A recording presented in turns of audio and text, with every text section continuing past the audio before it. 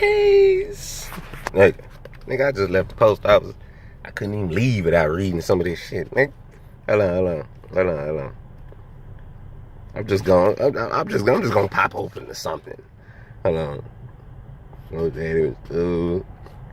If y'all don't know what this book, the Greek philosophy, was the offspring of the Egyptian mystery system.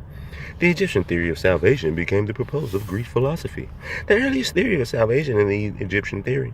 The Egyptian mystery system had been the most important object. Basically, alright. Boy, the white folks ain't got nothing. Like, alright. Let me fall back. These evil Moors who taught the white people, right? There it is, right there. The Greek philosophy, my bad, or is it chapter 3? The Greek philosophy come from Egypt. So that's Egyptians, right? Teaching white people, right? Quotes and quotes, right? So ain't that black folks teaching white folks? So why ain't the black folks just as evil as the Moors? Are those the evil Moors? Can we find out, DNA-wise, who is these Moors that's different from these black folks?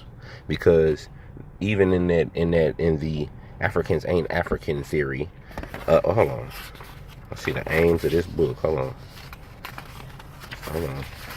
Even in the African and ain't African things, they'll say that Moors came over here and mixed in. So who the fuck is a Moor and who's not? Get out of here, man. None of that makes sense. The aims of this book is to establish better race relations in the world, yes, by revealing a fundamental truth concerning the contribution of the African continent to civilization.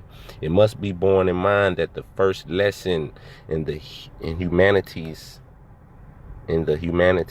is to make a people aware of their contribution to civilization. Hell yeah.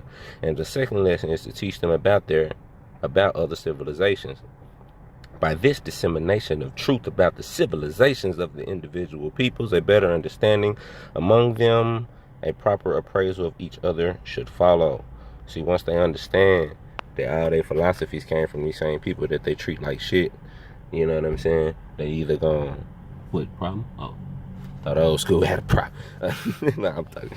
Anyway, you know what I'm saying? Once they understand the truth about, history, because they've been lied to, you know what I mean? Then they have a choice.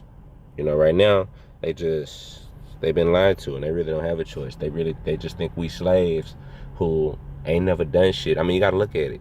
If you ain't never done shit but pick up a box, and that's all you've ever done for civilization, and you ain't really shit. You know what I'm saying? And that's pretty much how they treat us. But that's because our legacy was stolen. Okay, this notion is based upon the notion of the great mastermind. Ye shall know the truth, and the truth shall make you free. Consequently, the book is an attempt to show that the true authors of Greek philosophy were not the Greeks, but the people of North Africa, Morocco, commonly called the Egyptians. Notice you said North Africa specifically. Oh, okay. Commonly called the Egyptian, and the praise and honor falsely given to the Greeks for centuries belongs to the people of North Africa, and therefore to the African continent. Consequently, this theft of African legacy by the Greeks led to the erroneous world opinion that the African continent has made no contribution to civilization, and that its people are naturally backwards. Pot calling the kettle black. This is a misrepresentation that has become the base of race prejudice, which has affected all people of color. For centuries, the world has been misled about the original source of the arts and sciences. For centuries, Socrates, Plato, and Aristotle have been falsely idolized as models of intellectual greatness. And for centuries, the African continent has been called the Dark Continent because Europe converted the honor of transmitting the world convicted.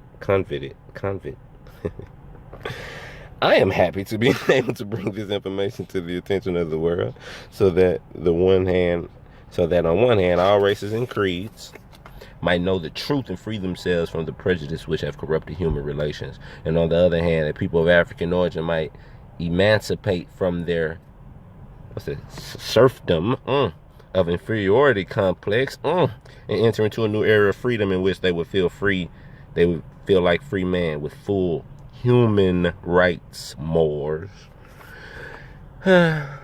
This is gonna be fun. I'm gonna have fun with this book. Peace.